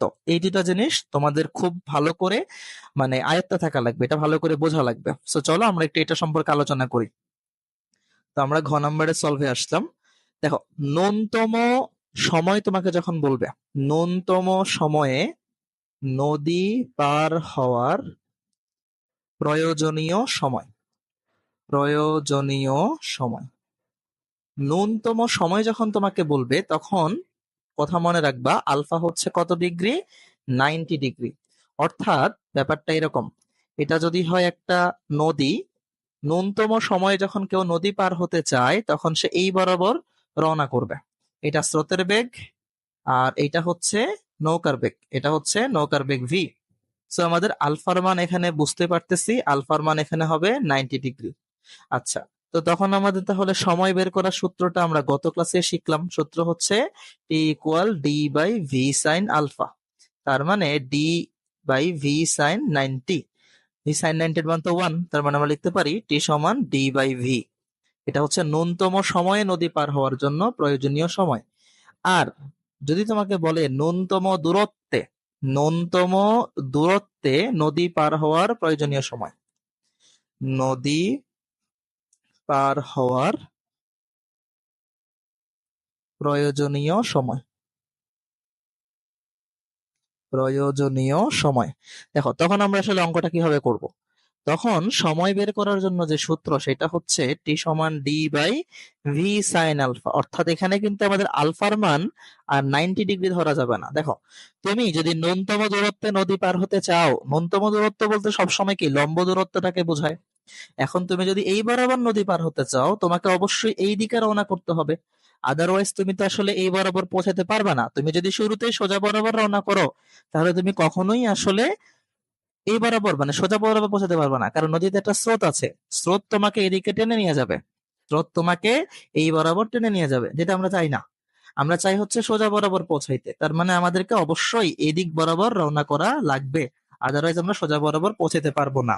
তাহলে এই যেটা সূত্র তোমরা ভালো করে খেয়াল রাখবা, যখন ন্যূনতম সময় বলবে তখন আলফা 90 ডিগ্রি হবে, যখন ন্যূনতম দূরত্ব বলবে তখন কিন্তু আমাদের আলফা মান যেটা আমরা বের করতে হবে বের করে দেন, আমরা সমাধানে আসবো। আচ্ছা, তো আমরা আমাদের এখানে বলছে কিন্তু উদ্দীপকে একটা কথা বলে দেওয়া আছে যে স্রোতের, আচ্ছা, তবে সর্বনিম্ন পথে নদী পার হতে নৌকাটির 2 মিনিট সময় লাগে। সর্বনিম্ন পথে পার হতে 2 মিনিট সময় লাগে। এখন বলতেছে ন্যূনতম সময়ে নদী পার হতে চায়, তবে সে নদীর প্রস্থ অপেক্ষা বেশি দূরত্ব অতিক্রম করবে কিনা। তাহলে আমাদের কি করতে হবে বলো? আমাদের হচ্ছে আগে নদীর প্রস্থটা বের করে নিতে হবে। আচ্ছা, তো নদীর প্রস্থ বের করার আগে আমাদেরকে এখানে বলে দিছে যে নৌকার বেগ হচ্ছে পি নির্দেশ করতেছে আর স্রোতের দ্রুতি হচ্ছে কিউ নির্দেশ করতেছে। তাহলে আমরা পি আর কিউ এর মানগুলো আগে বের করে নিই, অর্থাৎ নৌকার বেগ আর স্রোতের বেগটা আগে বের করি। তো আমাদের কাছে যদি আমরা এখানে নৌকার বেগ যাই, প্রথমে হচ্ছে নৌকার বেগ, প্রথমে হচ্ছে আমরা বের করব নৌকার বেগ। সো নৌকার বেগকে আমরা ইউ দ্বারা প্রকাশ করি। তো ইউ সমান কি হওয়া উচিত? পি সমান আমাদের কি ছিল? পি সমান ছিল 5i প্লাস 3j, আমরা এম এর মান একটু আগে পাইছি 2, তার মানে -2k। তো এখানে কি হওয়া উচিত? √5 square plus 2 square plus 5 square plus 3 square, 5 square plus 3 square -2 whole square. তাহলে আমাদের এখান থেকে কত মান পাবো বলো?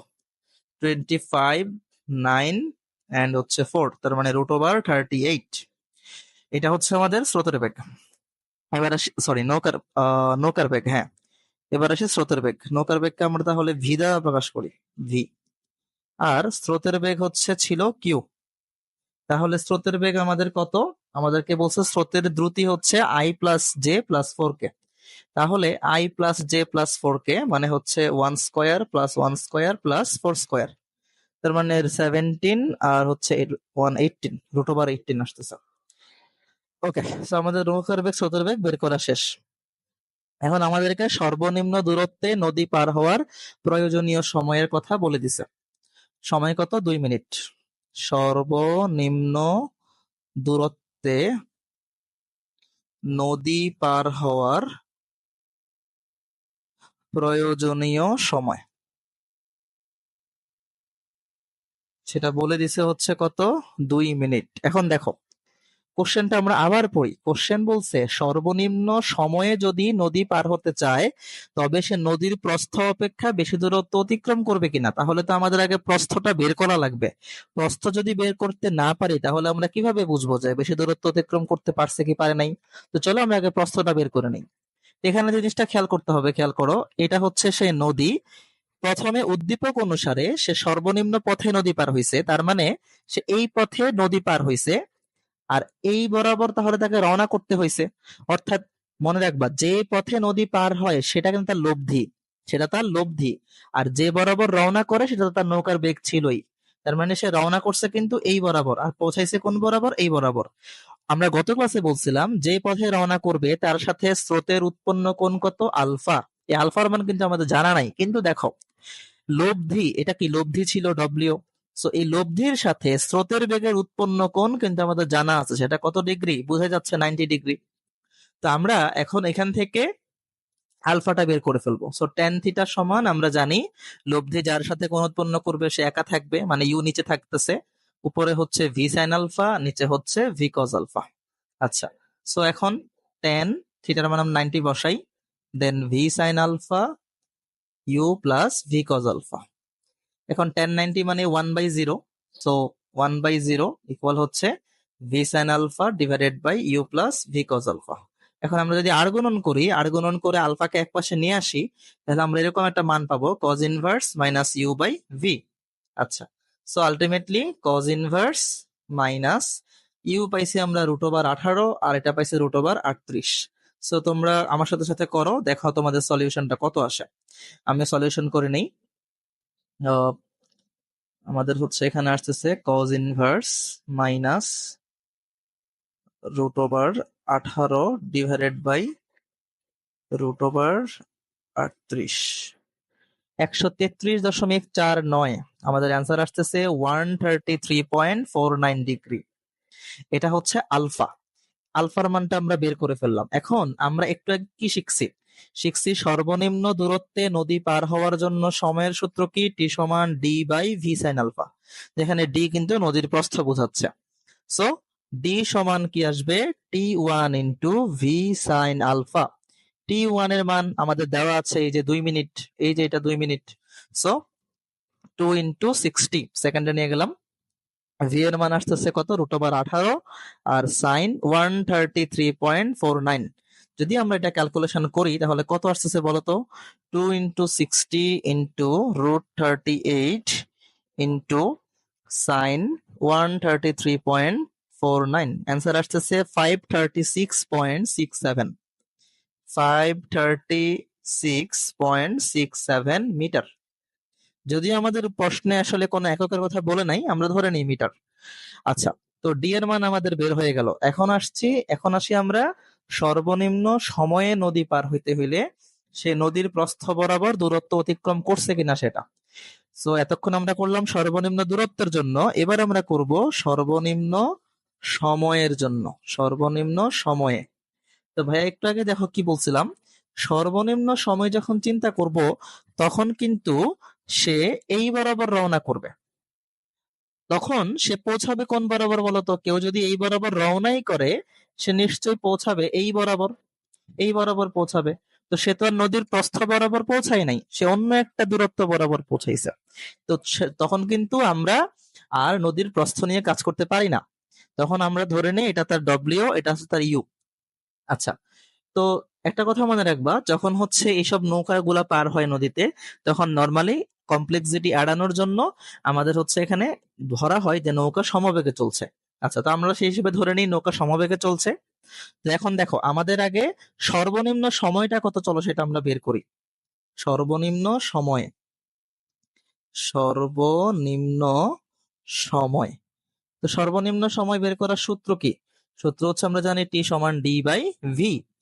ডি বাই ভি, তাহলে ডি কত? ডি পাইছি আমরা 536.67, আর ভি এর মান হচ্ছে রুট ওভার 38।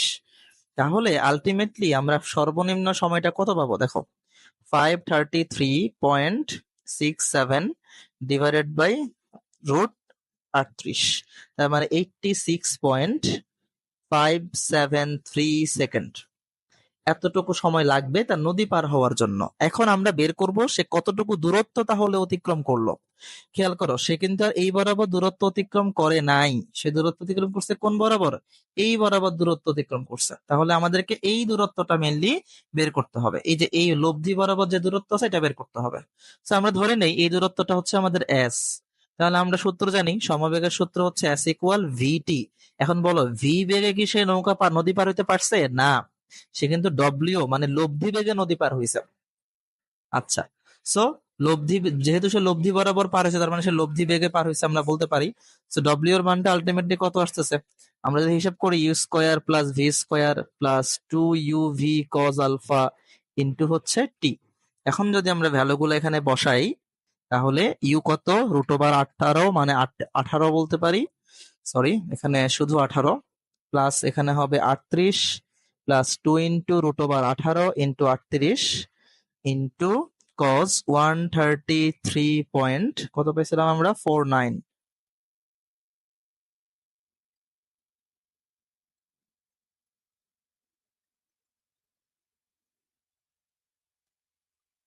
তো দেখো ভাইয়া এখানে একটু দেখো এখানে এখানে একটু আমাদের ভুল হয়েছে। এখানে 133.49 হবে না, এখানে তো আলফা 90 ডিগ্রি হবে। কেন 90 ডিগ্রি হবে বলো তো? কারণ এই যে এখন তো সে রওনা করতেছে এই বরাবর, যে যদি এই বরাবর রওনা করে তাহলে তো আলফা এখানে 90 ডিগ্রি হবে। আলফার মান যদি আমরা 90 বসাই তাহলে আমরা অ্যান্সারটা কত পাচ্ছি বলো? আমরা এখানে অ্যান্সারটা পাবো কজ 90, দেন বাইরে হচ্ছে 86.57। তো দেখো আমাদের অ্যান্সারটা আসছে 647.83 মিটার। এটাই হচ্ছে আমাদের অ্যান্সার। তার মানে দেখতে পাচ্ছি আমরা যে এখানে নদীর প্রস্থের চাইতে সে কিন্তু বেশি দূরত্বে নদীটা পার হইতে হয়েছে। আমাদের এটাই কোশ্চেনে চাইছিল। আমাদের কোশ্চেনে বলছিল সে কি নদীর প্রস্থ অপেক্ষা বেশি দূরত্ব অতিক্রম করবে কিনা। অ্যান্সার হচ্ছে হ্যাঁ, সে নদীর প্রস্থ অপেক্ষা বেশি দূরত্ব অতিক্রম করবে। সো আমাদের অ্যান্সার হচ্ছে এটাই। যদি তোমরা কোনো কিছু এখানে না বুঝো সেক্ষেত্রে তোমরা আমাকে কমেন্টে জানাতে পারো। সিলেট বোর্ড 23 সলভ করব ভেক্টর চ্যাপ্টারের। তো চলো শুরু করা যাক। আমাদেরকে এখানে যেটা দেওয়া আছে এটা হচ্ছে সিলেট বোর্ড 23। সিলেট বোর্ড 23। আচ্ছা, তো দেখো আমাদেরকে প্রথমে এখানে বলে দেওয়া আছে, একটা চিত্র দেওয়া আছে। চিত্রে হচ্ছে পি কিউ দুইটা ভেক্টর দেওয়া আছে, মানে যেটা বিন্দু দেওয়া আছে। পি এখন 3 নম্বর প্রশ্ন বলছে পি কিউ ভেক্টরের সমান্তরালে একটি একক ভেক্টর নির্ণয় করতে।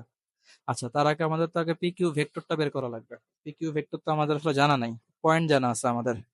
তো দেখো আমরা, এটা যদি ও বিন্দু হয়, এটা তো পি বিন্দু, আর এটা হচ্ছে কিউ বিন্দু। তো এই তিনটা রেখাকে আমরা সংযোগ করে একটা ত্রিভুজ চিন্তা করতে পারি। এই হচ্ছে সেই ত্রিভুজটা, ত্রিভুজ ও পি কিউ। তো এই ত্রিভুজ ও পি কিউ তে আমাদেরকে বলছে পি কিউ বের করতে, তার মানে পি থেকে কিউ এর দিকে আমরা একটা ভেক্টর সাইন দিব। এখন ত্রিভুজের সূত্র অনুযায়ী আমরা জানি ত্রিভুজের সূত্রটা কি বলে। ত্রিভুজের সূত্রটা বলে যে ত্রিভুজের দুইটা সন্নিহিত বাহু একই ক্রমে দুইটা ভেক্টরকে নির্দেশ করলে ত্রিভুজের অপর বাহু বিপরীত ক্রমে উক্ত ভেক্টর দ্বয়ের লব্ধির মান ও দিক নির্দেশ করে। আচ্ছা, আমি একটু ভালো করে তোমাদেরকে বুঝিয়ে দিই। ধরো এই একটা ত্রিভুজ, এই একটা ত্রিভুজের এ বি সি তিনটা বাহু, তিনটা বিন্দু। এখন এ বি আর বিসি ধরো সন্নিহিত বাহু। এখন এরা দুইজন একই ক্রমে যদি কাজ করে তাহলে এসি উল্টা ক্রমে মানে বিপরীত ক্রমে, ধরে নিলাম এটা পি এটা কিউ এবং এসি হচ্ছে আর, তাহলে এসি হবে এ বি এবং বিসি এর লব্ধি, অর্থাৎ আর ভেক্টর ইকুয়াল আমরা বলতে পারি p vector plus q vector. এটাই ছিল আমাদের ভেক্টরের ত্রিভুজ সূত্র। এখন আমরা হচ্ছে এখানে সলভ করি। তাহলে আমাদের এই ত্রিভুজে দেখো ও কিউ এর দিকে একটা সাইন, ও পি এর দিকে হচ্ছে vector sign, and p q এর দিকে ভেক্টর সাইন। তো দেখো আমাদের ও পি আর পি কিউ এরা কিন্তু একই ক্রমে আছে, আর ও কিউ কিন্তু বিপরীত ক্রমে আছে। তার মানে আমরা বুঝতে পারতেছি o p and p q এর লব্ধি হচ্ছে এখানে ও কিউ নির্দেশ করতেছে। তাহলে আমরা লিখবো ত্রিভুজ ও পি কিউ হতে পাই, ত্রিভুজ ও পি কিউ হতে পাই OP vector plus P Q vector সমান হচ্ছে ও কিউ ভেক্টর।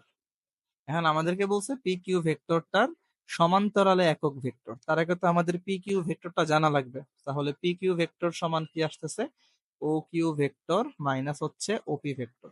এখন আমরা ও কিউ ভেক্টরটা লিখবো। দেখো কিউ বিন্দুর স্থানাঙ্ক কত, -2, 2 এবং হচ্ছে 1। তো বিন্দু থেকে আমরা যদি ভেক্টর লিখতে চাই জাস্ট সহগগুলোর সাথে আই জে কে অ্যাড করে দিলেই হয়ে যাচ্ছে।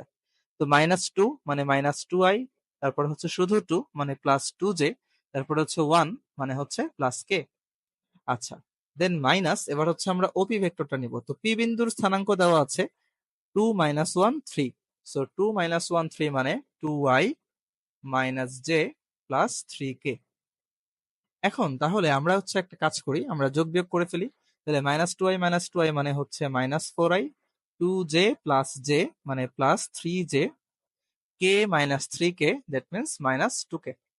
সেটাই হচ্ছে আমাদের পি কিউ ভেক্টর। এখন আমাদের প্রশ্নে বলছে কি পি কিউ ভেক্টরের সমান্তরালে একক ভেক্টর নির্ণয় করো। তো সমান্তরালে একক ভেক্টর নির্ণয়ের সূত্র আসলে নরমাল একক ভেক্টরের মতোই। আমি ধরে নিই যে ধরি পি কিউ এর সমান্তরালে একক ভেক্টর, একক ভেক্টর হচ্ছে ধরে নিই আমরা ইটা। এটা তোমরা যে কোনো নামই দিতে পারো, কোনো সমস্যা নেই। তা আমরা একক ভেক্টরের সূত্র কি জানি, কোনো ভেক্টর ডিভাইডেড বাই ওই ভেক্টরের মান। আচ্ছা, তাহলে আমরা এখন পি কিউ ভেক্টর পেয়ে গেলাম। পি কিউ ভেক্টর আমরা পেয়ে গেলাম -4i + 3j - 2k। আর এটার মান যদি আমরা লিখি তাহলে -4 whole square plus 3 square plus -2 whole square. তাহলে আলটিমেটলি আমরা ভ্যালু যেটা পেয়ে যাব সেটা হচ্ছে -4i cap plus 3j cap -2k cap. And আমাদের নিচে ভ্যালুটা চলে আসতেছে √29। এটাই আমাদের অ্যান্সার। তোমরা অ্যান্সার এই পর্যন্ত রেখে দিলে হবে, আর এটাকে ভাঙানোর কোনো দরকার নাই। চলো এবার আমরা হচ্ছে ঘ নাম্বার কোশ্চেনে যাই। ঘ নাম্বার কোশ্চেনে যেটা বলছে সেটা হচ্ছে ত্রিভুজ ও পি কিউ সমকোণী ত্রিভুজ কিনা যাচাই করতে। দেখো, সমকোণী ত্রিভুজ হইতে হইলে আমাদের পিথাগোরাসের উপপাদ্য মানা লাগবে, অর্থাৎ অতিভুজ স্কয়ার সমান লম্ব স্কয়ার প্লাস হচ্ছে ভূমি স্কয়ার। এখন অতিভুজ হচ্ছে আমরা জানি সবচেয়ে বড় বাহু, তারপর ভূমি আর লম্ব হচ্ছে অতিভুজের চাইতে ছোট। এখন আমরা যেটা কাজ করব, এই যে ত্রিভুজটা আমাদের কাছে আছে, ত্রিভুজের তিনটা বাহু ওপি, তারপর হচ্ছে ও কিউ, এরপর পি কিউ, প্রত্যেকটার মান বের করব। যেটা বড় সেটাকে আমরা অতিভুজ ধরে বাকি দুইটাকে আমরা লম্ব আর ভূমি ধরবো, দেন দেখবো তাদের স্কয়ারের যোগফল সমান হয় কিনা। ওকে, তো ফার্স্ট অফ অল আমরা হচ্ছে এখান থেকে ওপি ভেক্টরটা লিখবো। ওপি ভেক্টরটা আমরা কত পাইছিলাম? 2i minus J plus 3k, 2i minus J plus 3k। এখন আমরা ওপি ভেক্টরের মান বের করব। তাহলে মান কত হবে? মান হবে 2 square plus minus 1 whole square plus 3 square. তাহলে আমরা মান কত পাচ্ছি এখানে? 4 9 4 13 13 14, তার মানে 40। এরপর হচ্ছে আমরা ও কিউ ভেক্টর। তাহলে ও কিউ ভেক্টর সমান দেওয়া আছে minus 2i plus 2j plus 2k plus k, minus 2i plus 2j plus k, minus 2i plus 2j plus k। তাহলে এটার ভ্যালু চলো আমরা বের করে ফেলি। ও কিউ ভেক্টরের যে ভ্যালুটা আসবে minus 2 whole square plus 2 square plus 1 square. এখানে কত আসতেছে? 4 4 8 8 1 9, 9 মানে হচ্ছে 3। এন্ড লাস্টলি হচ্ছে আমরা পি কিউ ভেক্টর, এটা সমান আমরা একটু আগেই মান পাইছি minus 4i plus 3j minus 2k, minus 4i plus 3j minus 2k।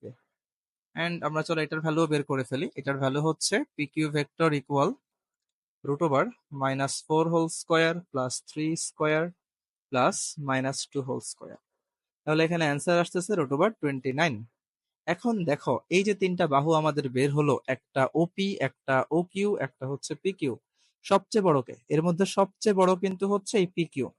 তার মানে পি কিউ যেহেতু সবচেয়ে বড়, তার মানে পি কিউ কে আমরা অতিভুজ চিন্তা করতে পারি, আর ওপি এবং ও কিউ এর মধ্যে যে কোনো একটাকে আমরা লম্ব বা ভূমি চিন্তা করতে পারি। আচ্ছা, এখন আমরা জাস্ট পি কিউর স্কয়ার করব। আমরা পি কিউর স্কয়ার করব। তো পি কিউ স্কয়ার করলে কত আসতেছে? রুট ওভার 29 হোল স্কয়ার, মানে আসতেছে হচ্ছে 29। ওকে, এন্ড আমাদের হচ্ছে এখন বাকিগুলার মানে ওপি স্কয়ার আর ও কিউ স্কয়ার করবো। ওপি স্কয়ার প্লাস হচ্ছে ও কিউ স্কয়ার। তাহলে ওপি স্কয়ারের ভ্যালু আমরা পাইছি root over 14, root over 14 square plus ও কিউ এর ভ্যালু আমরা পাইছিলাম হচ্ছে 3, 3 স্কয়ার। তাহলে 14 প্লাস 9 মানে হচ্ছে 23। তাহলে আমরা দেখতে পাচ্ছি যে p q square not equal o p square plus O q square. অর্থাৎ যেহেতু অতিভুজ স্কয়ার নট ইকুয়াল লম্ব স্কয়ার প্লাস ভূমি স্কয়ার, তার মানে সুতরাং ত্রিভুজটি সমকোণী নয়। ত্রিভুজটি সমকোণী নয়। দিনাজপুর বোর্ড ভেক্টরের দিনাজপুর বোর্ড 2023 সালের কোশ্চেনটা সলভ করব। তো এটাও একটা নদী নৌকা সম্পর্কিত ম্যাথ। এর আগেও আমরা নদী নৌকা সম্পর্কিত কয়েকটা বোর্ডের প্রশ্ন সলভ করছিলাম। তো কারো যদি নদী নৌকার ম্যাথের বেসিক সম্পর্কে সমস্যা থাকে, তার আগে ওই ভিডিওগুলো দেখে আসতে পারো, দেন তোমার জন্য আশা করি হেল্পফুল হবে। চলো আমরা এই কোশ্চেনটার সলভে যাই। কোশ্চেনটা আমাদেরকে দেখা যাচ্ছে যে একটা নদী আছে, এই হচ্ছে একটা নদী, এরকম এ বি যে প্রস্থটা আছে, এইটা হচ্ছে নদীর প্রস্থ দেওয়া আছে, মানে ডি দেওয়া আছে আমাদের কাছে 2 কিলোমিটার। এই 2 কিলোমিটার হচ্ছে কার মান? ডি এর মান হচ্ছে 2 কিলোমিটার।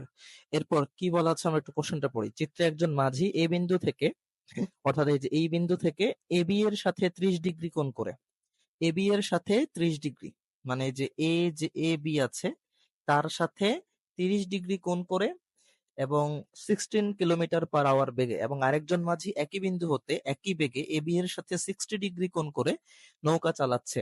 আচ্ছা, এখন বলতেছে 3 নম্বর কোশ্চেন, প্রথম মাঝির লব্ধি বেগ নির্ণয় করতে বলছে। আচ্ছা, সো ফার্স্ট অফ অল আমরা একটু ফিগারটা তোমাদের সুবিধার জন্য ক্লিয়ার করে আঁকি এখানে। এটা হচ্ছে আমাদের সেই নদী। তো এটা হচ্ছে এ বি, নদীর প্রস্থ যেটা এ বি। একজন মাঝি স্রোতের সাথে 30 ডিগ্রি কোণ করে চালাচ্ছে। আরেকজন মাঝি, সরি, এবি এর সাথে আরেকজন মাঝি এবি এর সাথে 60 ডিগ্রি কোণ করে চালাচ্ছে। তো এখন প্রশ্ন হচ্ছে কি, আমাদের কাছে কি কি দেওয়া আছে আমরা একটু দেখি। আমাদের কাছে দেখো স্রোতের বেগ গুলা দেওয়া আছে। দুইটা নৌকারই স্রোতের বেগ হচ্ছে, স্রোতের বেগ হচ্ছে এখানে এইটা 8 কিলোমিটার পার আওয়ার, আর ইউ1 ইউ2 দেওয়া হচ্ছে নৌকার বেগ। ওকে, তাহলে এখানে তারা হচ্ছে, আমরা একটু লিখে নিই আমাদের কাছে কি কি আছে। নৌকার বেগ, দুইটা নৌকার বেগই হচ্ছে সমান, সেটা হচ্ছে 16 কিলোমিটার/আওয়ার। আর আমাদের কাছে হচ্ছে স্রোতের বেগ আছে। স্রোতের বেগ আমাদের এখানে ভি দ্বারা প্রকাশ করা হয়েছে, তাই আমরা লিখতে পারি ভি ইকুয়াল 8 কিলোমিটার/আওয়ার। প্রশ্ন হচ্ছে 3 নম্বর প্রশ্ন হচ্ছে প্রথম মাঝির লব্ধি বেগ নির্ণয় করতে। ওকে, তো প্রথম মাঝি, আমি সেকেন্ড মাঝিরটা মুছে দিচ্ছি, শুধু প্রথম মাঝিরটা রাখলাম।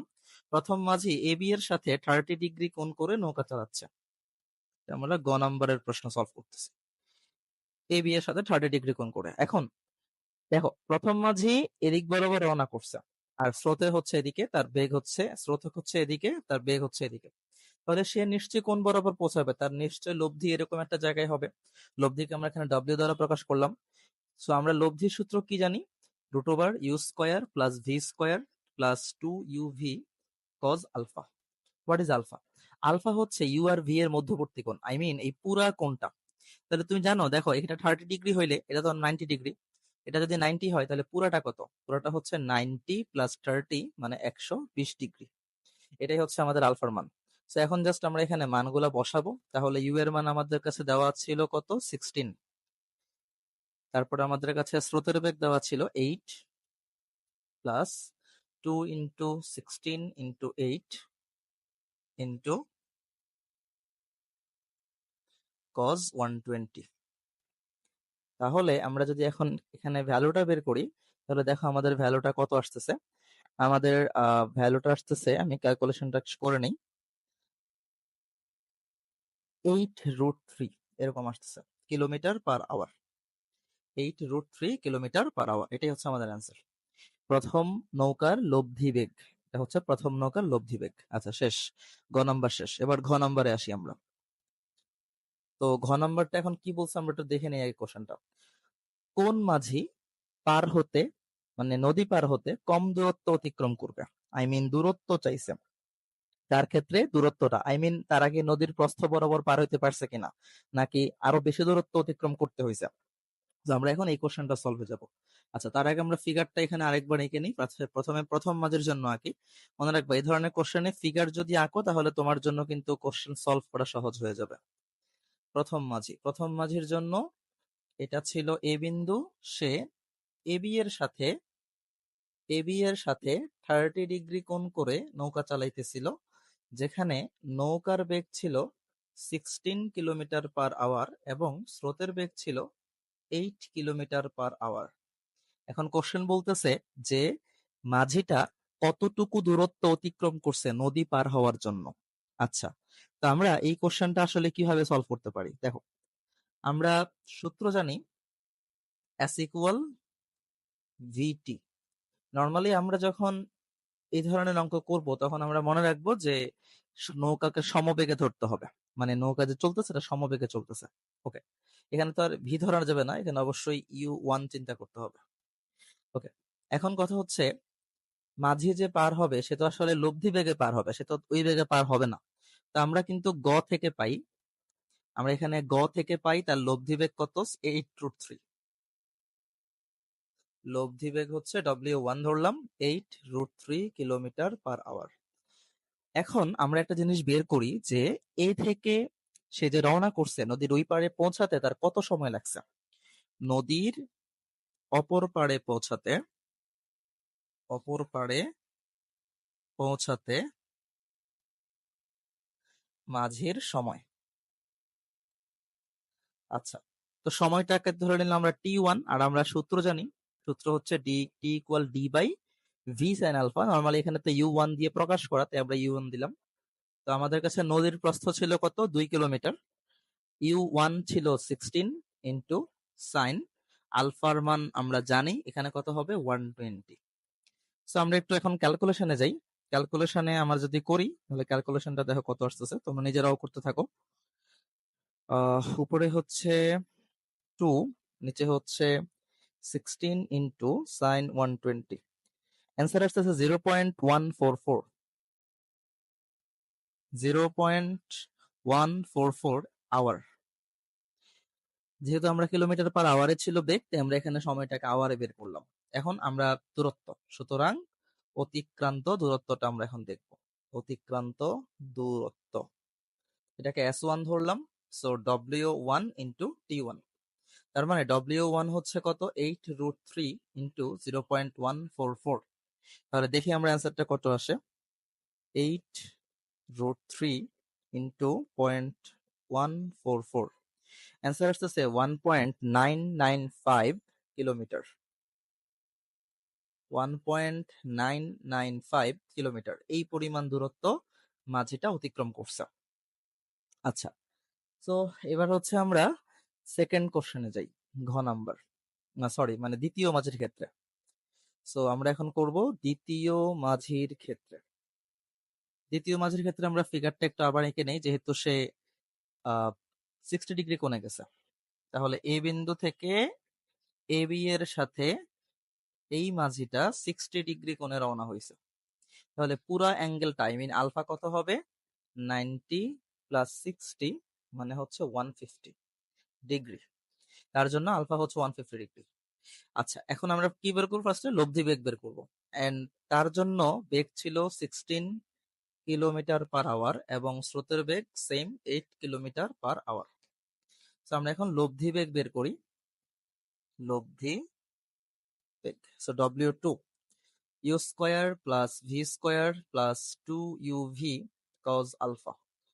তাহলে তোমরা করে ফেলো ডেটাটা আমার সাথে সাথে।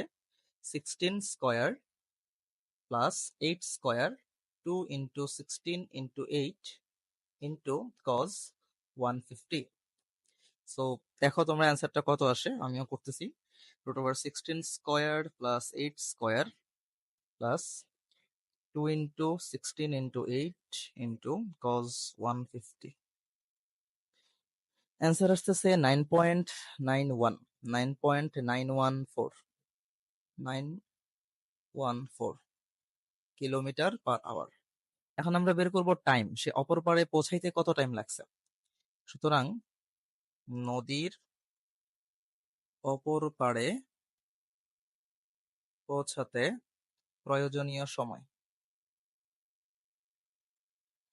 সো দেখো T2 বের করতেছি আমরা, সূত্র সেম, ডি বাই, এখানে একটা কথা, আচ্ছা এখানে মেবি আমি একটু ভুল হয়েছে। হ্যাঁ ঠিক আছে, সরি ভুল হয়নি। তাহলে আমরা এখানে লিখতে পারি U2 sign alpha. So D কত, 2, U2 এর মান কত, U2 এর মান হচ্ছে আমরা দেখছি 16 সাইন 150। তো আমরা ক্যালকুলেটর করে ফেলি, 2 divided by 16 into sine 150, answer হচ্ছে 0.25 আওয়ার, 0.25 আওয়ার। এখন আমরা বের করবো সুতরাং অতিক্রান্ত দূরত্ব, অতিক্রান্ত দূরত্ব S2, W2 ইন্টু হচ্ছে T2। W2 এর মান কত বের হয়েছে, 9.914, 914 ইন্টু T2 হচ্ছে 0.25। তাহলে 9.914 ইন্টু 0.25, আমাদের অ্যান্সার বের হচ্ছে 2.4785 কিলোমিটার। তাহলে প্রথম মাঝির অতিক্রান্ত দূরত্ব আর দ্বিতীয় মাঝির অতিক্রান্ত দূরত্ব সমান। এখন আমাদেরকে বলছে কোন মাঝি কম দূরত্ব অতিক্রম করবে। তো আমরা দেখতে পাচ্ছি S1 লেস দেন S2, তার মানে সুতরাং আমরা বলতে পারি প্রথম মাঝি কম দূরত্ব অতিক্রম করবে, যেটা চাইছে আমাদের কোশ্চেনে, কে কম দূরত্ব অতিক্রম করবে।